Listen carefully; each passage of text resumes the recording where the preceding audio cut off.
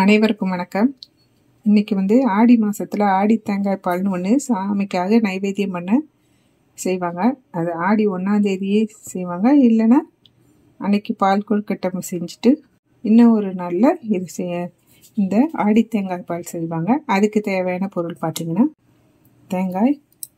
திருவண்ண தேங்காய் எடுத்து வச்சுருக்கேன். அதாவது ஒரு மூடி தேங்காய், நல்லா பெரிய மூடியில் ஒரு மூடி தேங்காய் எடுத்து திருவி வச்சுருக்கேன். இங்கே பார்த்திங்கன்னா பச்சரிசி ஒரு 1½ ஸ்பூனு, பாசிப்பருப்பு அது பைத்தம்பருப்புன்னு சொல்லுவாங்களே, அதை ஒரு 1½ ஸ்பூன் அளவுக்கு ரெண்டுத்தையும் சேர்த்து ஊற வச்சு வச்சுருக்கிறேன். இங்கே பார்த்தீங்கன்னா வெல்லம் சிரப்பு வச்சுருக்கேன். இது ஒரு 3/4 டம்ளர் விட அதிகமாக தான் எடுத்து வச்சுருக்கிறேன். அப்புறம் இதுக்கு தேவை நெய், முந்திரி, ஏலக்காய் தூள். இதுதான் இதுக்கு தேவையான பொருள். இப்போ நம்ம செய்ய ஆரம்பிச்சிடலாம். ஃபஸ்ட்டு நம்ம இந்த சிரப்பை பாத்திரத்தில் ஊற்றிட்டு அது சூடு பண்ண போகிறோம். அதுக்கு இடையில அது சூடாகிட்டு இருக்கும் போதே நம்ம இந்த பாசிப்பருப்பு, பச்சரிசி எல்லாம் சேர்த்து தேங்காவோடு சேர்த்து நம்ம அரைச்சி பால் எடுக்க போகிறோம். எடுத்துகிட்டு உங்களுக்கு காட்டுறேன். ஃபர்ஸ்டில் இதில் சிரப்பு ஊற்றி கொதிக்க விட்டுடலாம். பாருங்கள், அடுப்பில் இந்த சிரப்பை ஊற்றி வச்சுட்டு நான் கொஞ்சம் தண்ணி சேர்த்துருக்கேன். இப்போ இந்த சிரப்பு சூடாகிட்டோம். நான் எப்பயுமே வெல்லத்தை வாங்கி காய்ச்சி வடிகட்டி அது சிரப் மாதிரி செஞ்சு வச்சுக்குவேன். அதனால் நம்ம வேலை சீக்கிரம் முடியும். சக்கரை பொங்கலோ எந்த ஒரு வெல்லம் சேர்த்து செய்கிற பொருளுக்கான டைம் நமக்கு குயிக்காக முடிச்சிடலாம். இப்போ பாருங்கள், நான் தேங்காயும் பால் அரைச்சி எடுத்துகிட்டு வந்துட்டேன். நல்லா சுடுதண்ணி ஊற்றி மிக்சியில் அரைச்சி எடுத்துருக்கேன். இதுலேயே அந்த அரிசியும், ஊற வச்ச அரிசியும் பருப்பையும் சேர்த்து தான் அரைச்சி எடுத்து வச்சுருக்கேன். ஓவராக நீங்கள் தண்ணி ஊற்றி அரைக்கணும்னு இல்லை, ஓரளவு மீடியமாக அரைக்கலாம். ஏன்னா நம்ம அதில் அரிசி பருப்புலாம் சேர்த்துருக்கிறதுனால நம்ம பாயசம் செய்யும் போது, தேங்காய் பால் செய்யும் போது திக்னஸ் கொஞ்சம் கொடுக்கும். அதனால் வச்சுருக்கேன் நானே தண்ணி. இப்போ பாருங்கள், பாகு நான் ஊற்றி வச்சது சூடேறி வந்துருச்சு, கொதிக்குது பாருங்கள். இப்போது இதில் நான் இந்த இதை சேர்க்க போகிறேன். நான் எடுத்து வச்ச தேங்காய் பாலை சேர்க்குறேன். இப்போ இந்த தேங்காய் பாலை சேர்த்தவொடனே நம்ம கைவிடாமல் கிண்டணும். ஏன்னா அரிசி அடியில் போய் பவுடர் மாதிரி தங்க ஆரம்பிச்சிங்கன்னா கட்டி பிடிக்கும்.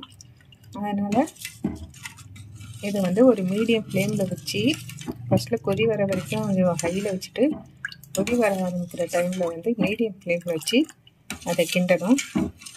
இப்போது அதை கிண்டிட்டு நான் உங்களுக்கு அப்புறம் காட்டுறேன். இப்போ பாருங்கள், நம்ம இந்த தேங்காய் பாலை ஊற்றினப்ப அப்படியே தண்ணியாக இருந்துச்சு. இப்போ பாருங்கள் எந்த அளவுக்கு அதனுடைய கன்சிஸ்டன்சி மாதிரி இருக்குது பாருங்கள்.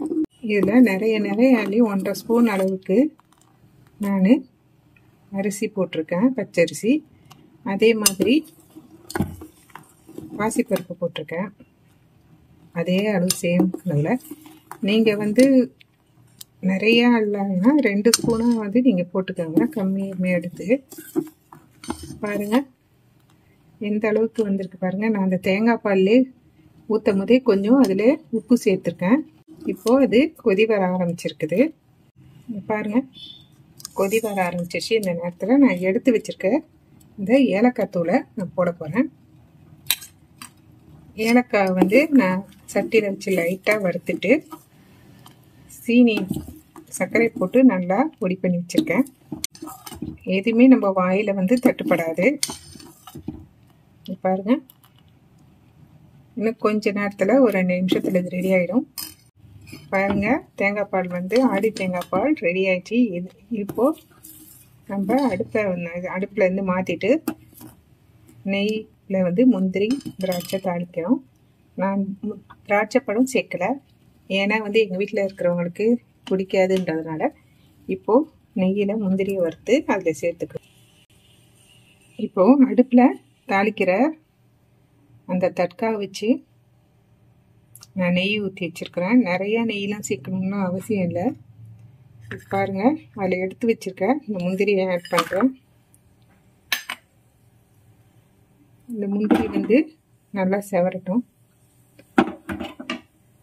செவந்த பிறகு நம்ம அதை எடுத்து இந்த தேங்காய் ஆடி தேங்காய் பாலில் வந்து சேர்த்துக்க போகிறோம். இப்போ முந்திரி வந்து வறுபட ஆரம்பிச்சிருச்சு. பாருங்க, வறுத்த முந்திரியை வந்து நான் இதில் வந்து சேர்த்துட்டேன். சேர்த்துட்டு இதோட அதை வந்து நம்ம சாமிக்கு நைவேத்தியம் பண்ணிவிட்டு நம்ம குடிக்க வேண்டியதுதான். இது நல்லா டேஸ்ட்டாகவே இருக்கும் இந்த ஆடி தேங்காய் பாலுங்கிறது. நீங்கள் நெய்யை வந்து இன்னும் கூட குறைச்சி கூட ஊற்றிக்கலாம். நிறைய நெய்யெலாம் தேவைப்படாது, அந்த முந்திரி பொரிக்கிறது மட்டும் தேவைப்படும். இது கூட வந்து நான் பாசிப்பருப்புக்கு பதில் நீங்கள் பாதாம் கூட அரைச்சி, தேங்காவோட பாதாம் கூட அரைச்சி நீங்கள் இதில் சேர்த்துக்கலாம் தேங்காய் பால் கூட. இப்போது இதை நான் ஒரு பாத்திரத்தில் வச்சு உங்களுக்கு காட்டுறேன். இந்த ஆடி தேங்காய் பாலுன்றது வந்து ஆடி மாதத்தில் அம்மனுக்கு வந்து செய்கிற ஒரு பாயாசம் மாதிரியான ஒரு டிஷ். இது ஒரு ஆடி மாதத்தில் செவ்வாய், வெள்ளி, ஞாயிறு விசேஷமாக இருக்கும். அதில் வந்து ஒவ்வொரு நாளும் வந்து செவ்வாய்க்கிழமை ஒன்று, ஒரு நாள் பால் கொழுக்கட்டை, ஒரு நாள் இந்த பாயாசம், ஒரு நாள் சக்கரை பொங்கல், ஒரு நாள் கிச்சடி, ஒரு நாள் வந்து நம்ம சீராளம், இந்த மாதிரி வெரைட்டியாக நம்ம செஞ்சு வச்சு சாமிக்கு நைவேத்தியம் பண்ணலாம். அந்த முறையில் நான் இன்றைக்கி ஆடி தேங்காய் பால் பண்ணியிருக்கேன். இப்போது நான் இந்த பாயாசத்தை எடுத்துகிட்டு போய் சாமிக்கு வந்து நைவேத்தியம் பண்ண போகிறேன். நீங்களும் இதே போல் இந்த ஆடி தேங்காய் பால் வந்து செஞ்சு பார்த்துட்டு அதோட டேஸ்ட் எப்படி இருந்ததுன்னு எனக்கு கமெண்ட்டில் சொல்லுங்கள். இந்த வீடியோ உங்களுக்கு பிடிச்சிருந்ததுன்னா லைக் பண்ணுங்கள், ஷேர் பண்ணுங்கள், கமெண்ட் பண்ணுங்கள், சப்ஸ்கிரைப் பண்ணுங்கள். பக்கத்தில் இருக்கிற பெல் ஐக்கானை வந்து கிளிக் பண்ணுங்கள். தேங்க்யூ.